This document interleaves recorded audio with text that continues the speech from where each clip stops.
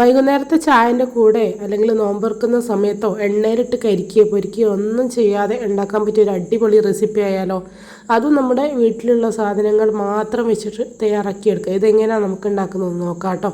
ഇത് തയ്യാറാക്കാൻ വേണ്ടി ഞാനൊരു സോസ് പാൻ എടുത്തിട്ടുണ്ട്. അതിലേക്ക് ഒരു പാക്കറ്റ് പാൽ ഇതേപോലെ ഒഴിച്ചു കൊടുക്കുകയാണ് കേട്ടോ.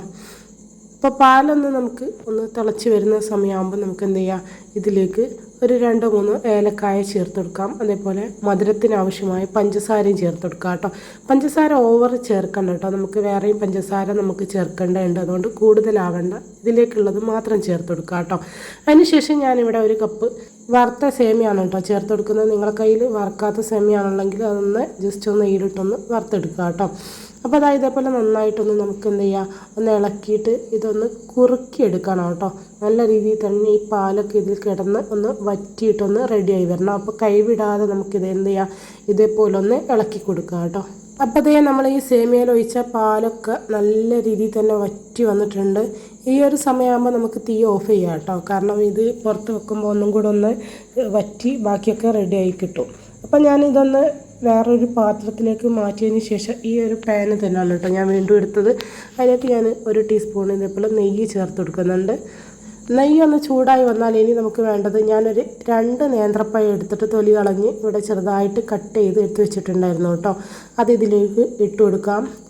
ഇനി അതിൻ്റെ കൂടെ തന്നെ ഒരു 1/4 കപ്പ് ക്യാരറ്റ് ഗ്രേറ്റ് ചെയ്തതും കൂടി ഇതേപോലെ ഇട്ടെടുത്ത് രണ്ടും കൂടെ നന്നായിട്ടൊന്ന് ഇതേപോലെ ഒന്ന് മിക്സ് ചെയ്ത് കൊടുക്കുന്നുണ്ട് കേട്ടോ.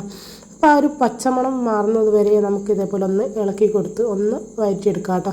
അപ്പോൾ ഇത് ഇവിടെ റെഡി ആയിട്ടുണ്ട് കേട്ടോ. ഇനി നമുക്ക് തീ ഓഫ് ചെയ്യാം. ഇനി നമ്മൾ സേമിയ ഇതാക്കുന്നവിടെ എല്ലാം സെറ്റ് ആയി വന്നിട്ടുണ്ട് കേട്ടോ. ചൂടൊക്കെ ആറിയിട്ടുണ്ട്. അപ്പോൾ അതാ ഈ ഒരു പഴത്തിൻ്റെ മിക്സ് ഈ ഒരു സേമിയയിലേക്ക് ഞാൻ ഇട്ട് കൊടുക്കുന്നുണ്ട് കേട്ടോ. ആ സേമിയയിലുള്ള ഫുള്ള് പാലും നന്നായിട്ട് വറ്റി ഡ്രൈ ആയി വന്നിട്ടുണ്ടായിരുന്നു കേട്ടോ. അപ്പോൾ അതായത് ഇതിലേക്ക് ഇട്ട് കൊടുത്തതിന് ശേഷം ഞാൻ വേറൊരു ബൗളിൽ ഒരു 4 മുട്ട എടുത്തിട്ടുണ്ട്. ഇതിലേക്ക് ഇനി നമുക്ക് എന്ത് ചെയ്യാം, പഞ്ചസാര, മധുരത്തിന് ആവശ്യമായ പഞ്ചസാര ചേർത്ത് കൊടുക്കുക കേട്ടോ. നമ്മൾ നേരത്തെ മധുരം ചേർത്തതാണ്, അതൊക്കെ നോക്കിയിട്ട് ആവശ്യത്തിന് മാത്രം ഇട്ട് കൊടുക്കുക കേട്ടോ. അപ്പോൾ ഇതിനി നമുക്ക് നന്നായിട്ടൊന്ന് ബീറ്റ് ചെയ്തെടുക്കുക കേട്ടോ. നല്ല രീതിയിലൊന്ന് ഉടച്ച് എല്ലാം റെഡിയാക്കി സെറ്റാക്കി എടുക്കാം.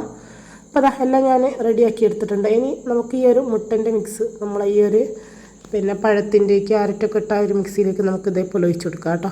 എന്നിട്ട് എല്ലാം നന്നായിട്ടൊന്ന് ഇളക്കി ഒന്ന് യോജിപ്പിച്ചെടുക്കാം. ഇത് കുറച്ച് ചെറിയ ബൗളായതുകൊണ്ട് ഇളക്കാനൊരു ചെറിയൊരു ബുദ്ധിമുട്ടുണ്ട് കേട്ടോ. അപ്പോൾ നിങ്ങൾ എടുക്കുമ്പോൾ കുറച്ച് കൂടെ വലിയൊരു പാത്രം എടുക്കുക. അപ്പോൾ ഞാനിതാ എല്ലാം ഇതേപോലെ നന്നായിട്ട് മിക്സാക്കി എടുത്തിട്ടുണ്ട്. ഒരു നുള്ളു ഉപ്പും കൂടെ ചേർത്ത് കൊടുക്കുന്നുണ്ട് കേട്ടോ, മധുരം ഒന്ന് ബാലൻസ് ചെയ്യാൻ. അപ്പോൾ അതാ സെയിം പാനിലേക്ക് അതിൽ നെയ്യുണ്ട്. ഇനി ഇതിൽ ഒഴിക്കേണ്ട ആവശ്യമില്ല, നിങ്ങൾക്ക് വേണമെങ്കിൽ കുറച്ച് നെയ്യൊന്ന് തടവി കൊടുക്കുക കേട്ടോ. അപ്പോൾ അതിലുള്ളതിനെ കൊണ്ട് ഞാനിതൊന്ന് ചുറ്റിച്ച് എടുക്കുന്നുണ്ട്. ഒന്ന് ചൂടായതിന് ശേഷം നമുക്ക് എന്ത് ചെയ്യാം, നമ്മൾ തയ്യാറാക്കി വെച്ച ആ ഒരു മിക്സ് ഉണ്ടല്ലോ, ആ ഒരു കൂട്ട് ഇതിലേക്ക് നമുക്ക് ഒഴിച്ചു കൊടുക്കാം കേട്ടോ. അപ്പോൾ അതാ ഞാൻ ഫുള്ളായിട്ട് ഇതിലേക്ക് ഒഴിച്ചു കൊടുക്കുന്നുണ്ട്. അതിനുശേഷം ഒരു തവി വെച്ചിട്ട് നമുക്ക് എന്ത് ചെയ്യും, ഇതൊന്ന് സെറ്റാക്കി കൊടുക്കാം കേട്ടോ. ഒന്ന് എല്ലാ ഭാഗത്തേക്കും ഇതേപോലെ ഒന്ന് സെറ്റാക്കി ഇതേപോലെ ഒന്ന് പ്രസ് ചെയ്ത് കൊടുക്കുന്നുണ്ട്.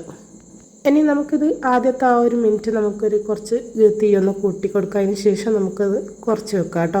ഞാൻ ഡയറക്റ്റ് തീയിലേക്ക് തന്നെ നോക്കുകയാണ്, നിങ്ങൾക്ക് വേണമെങ്കിൽ വേറെ പാൻ വെച്ചെടുക്കുക കേട്ടോ.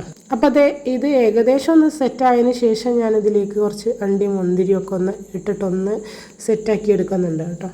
അപ്പോൾ ഓവർ കുക്കായി പോകുന്നതിന് മുമ്പ് നമ്മൾ ഇത് വെച്ചെടുക്കണമെങ്കിൽ ഇതിൽ സെറ്റായി കിട്ടുള്ളൂ കേട്ടോ. അപ്പോൾ ഞാനതെല്ലാം ഇതിലേക്ക് ഇട്ട് കൊടുക്കുന്നുണ്ട്. അതിന് ശേഷം നമുക്ക് എന്ത് ചെയ്യാം, ഇത് അടച്ച് വെച്ചിട്ട് ഒരു 20 മിനിറ്റ് നമുക്കിതൊന്ന് കുക്ക് ചെയ്തെടുക്കാം കേട്ടോ. ലോ ഫ്ലെയിമിൽ വെച്ചിട്ടൊന്ന് കുക്ക് ചെയ്തെടുക്കാം. അപ്പോൾ ഒരു 20 മിനിറ്റിന് ശേഷം ഞാനിതൊന്ന് തുറന്ന് നോക്കിയിട്ട് ഒരു പപ്പടക്കൊള്ളി വെച്ചൊന്ന് കുത്തി വെക്കുകയാണ്. അപ്പോൾ എല്ലാം സെറ്റായി വന്നിട്ടുണ്ട് കേട്ടോ, ഒട്ടിപ്പിടിക്കുന്ന ഒന്നുമില്ല. ഇനി നമുക്ക് എന്ത് ചെയ്യാം, ഇത് ഒന്ന് ജസ്റ്റ് ഒന്ന് ചൂടാറിയതിന് ശേഷം നമുക്കിതൊന്ന് മറച്ചിട്ടിട്ട് ഈ ഒരു ഭാഗം കൂടി നമുക്കൊന്ന് ജസ്റ്റ് ഒന്ന് കുക്കാക്കി എടുക്കാം കേട്ടോ. അപ്പോൾ ഞാൻ വേറൊരു പാൻ വെച്ചിട്ട് അതിലേക്ക് ഒന്ന് ഇതേപോലെ ഒന്ന് കമഴ്ത്തി കൊടുക്കുകയാണ്. അപ്പം ഈ മറ്റേ ഒരു ഭാഗം കൂടി നമ്മളൊന്ന് സെറ്റാക്കി എടുക്കുമ്പോഴാണ് അതിന് കറക്റ്റായിട്ട് വരിക കേട്ടോ.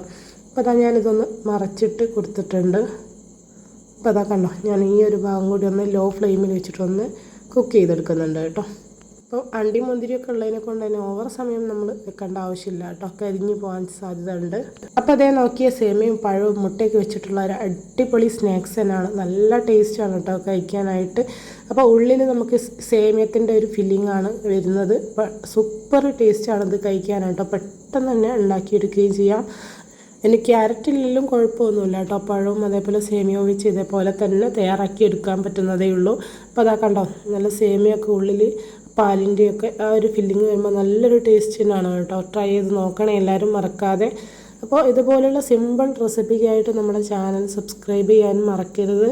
അപ്പോൾ ഇൻഷാ അല്ലാഹ് ഇതുപോലുള്ള നല്ല നല്ല വീഡിയോസുമായിട്ട് വീണ്ടും കാണാം. ബായ്.